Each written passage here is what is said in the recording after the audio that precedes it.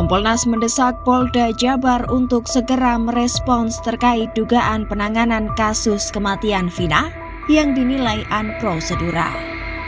Desakan Kompolnas itu muncul menyusul pernyataan mengejutkan dari kuasa hukum terpidana pembunuhan Vina soal kasus yang terjadi pada tahun 2016 itu. Apa yang dimaksud kuasa hukum terpidana pada saat ini seolah-olah ada yang unprosedural, tentu ini kita dorong Polda sepatutnya bisa merespon apabila ada hal-hal yang dianggap unprosedural. Sebelumnya, kuasa hukum mantan narapidana Saka Tatal Titin Prialianti membeberkan adanya sejumlah kejanggalan dalam tuntutan. Menurutnya, hasil forensik dan putusan jaksa berbeda. Dalam tuntutan, korban meninggal karena tusukan di dada dan perut. Padahal, hasil visum dan otopsi menunjukkan tidak adanya luka tusukan benda tajam. Pihaknya pun tidak menemukan pakaian korban yang robek, seperti informasi penusukan korban menggunakan samurai. Titin pun memiliki keyakinan bahwa terpidana kasus pembunuhan Vina saat ini bukan pelakunya. Faktanya dalam tuntutan korban meninggal karena tusukan di dada dan perut, tetapi dari hasil visum maupun otopsi tidak ada luka akibat tusukan benda tajam.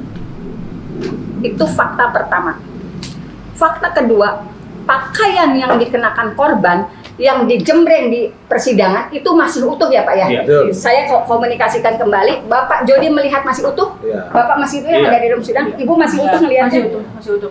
Jadi kami semua melihat baju yang dijembreng di persidangan, dan saat dilakukan otopsi kan baju itu sudah dikubur, diangkat kembali itu masih utuh, tidak ada bekas bolong tusukan samurai yang disebut di dalam tuntutan samurai pendek dan samurai panjang.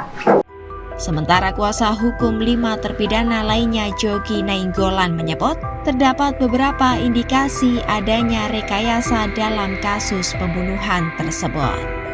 Salah satu kejanggalan yang disebutkan Jogi, yakni ke-8 terpidana tidak mengenal kedua korban, serta 3 pelaku lain yang masuk dalam daftar pencarian orang.